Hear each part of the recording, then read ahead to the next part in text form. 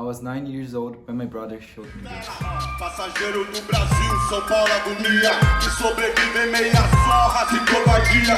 Periferias vieram curtiço, você deve tá pensando que você tem a ver com isso. Man, I was a timid kid, quiet. Seeing such strong words being sung, a big crowd, this somber beat playing, I remember feeling shocked. Growing up in a more conservative household, my parents often told me that such genre like rap was criminal music and it was no good for me to listen to. So I told my brother that I liked it, but deep down I just wanted to hide from the type of music. I just wanted to hide from what it represented, even though I did not know what it represented. And for some time I did hide, but I couldn't hide forever. In high school, I became best friends with Lucas, whose family had a different culture than mine, and embraced what I consider a taboo. Being close to him for so long, he taught me about the culture of hip-hop. He finally opened my eyes to reality. Or hip-hop, it wasn't criminals' work, but genius artists' work. Hip-hop was a statement of courage of people whose voices were silenced in every way possible. Yet, in culture and in art, they found a way to stand up and show that their voices mattered. Their voices should be heard.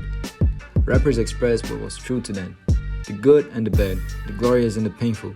And as I walked through São Paulo, I understood how, even though my childhood self wanted to hide from hip-hop surrounded me, hip-hop surrounded everyone. Walls filled with graffiti, freestyle battles happening all over across the city, breakdance performances happening on the subway station. Hip-hop was never the other, hip-hop was never the crime. Hip-hop was always alive, everywhere. But it wasn't until 2020 and 2021 that I started to really embrace the culture and live it too. As we all know, 2020 was the year of the global pandemic and isolation, in which many of us had to face our own demons by ourselves. Then I had to face one of the lowest points of my life, the death of 4 people who were very important to me. Many deaths took place in a short span of time and in very different ways, and all of the stress of not knowing how to deal with so many of them made me realize how my problems with introspectiveness were huge. I couldn't talk about my feelings with my friends. I couldn't talk about my feelings with my family. I didn't know how to be truly vocal about myself. Suddenly, I felt like 9 years old again, a timid and quiet kid with no voice, with no power.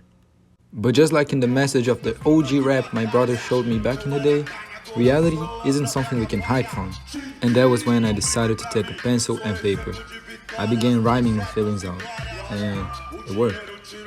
I wrote so much. Maybe I wrote an entire album during that time. And even though I don't think I will ever show it to the world, I applied hip-hop to my life, and it saved me. It can't be defined only as dance, graffiti, or music. Hip-hop is about expression. Hip-hop is about being brave to express oneself, even when the oneself doesn't look too good. If I couldn't say it through words, then it had to be through art. I learned that talking about feelings and pains is okay by writing rhymes and having difficult conversations. I learned that my voice mattered. Hip-hop is not only a culture of art, but a culture of living, a way to cherish and express humanity. From hosting freestyle sessions with people from different backgrounds, even countries, to hosting discussions with independent artists, or even being ambassador for a big social change event, today I do what I can with the utmost respect and love to honor the culture of hip-hop. And back when I was 9, hip-hop culture scared me because of its raw expressiveness, simply because I did not know how to express myself.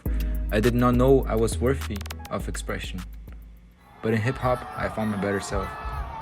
I'm still shy sometimes, but I'm never afraid to express my feelings and true thoughts. Told is on Netflix, that's my culture.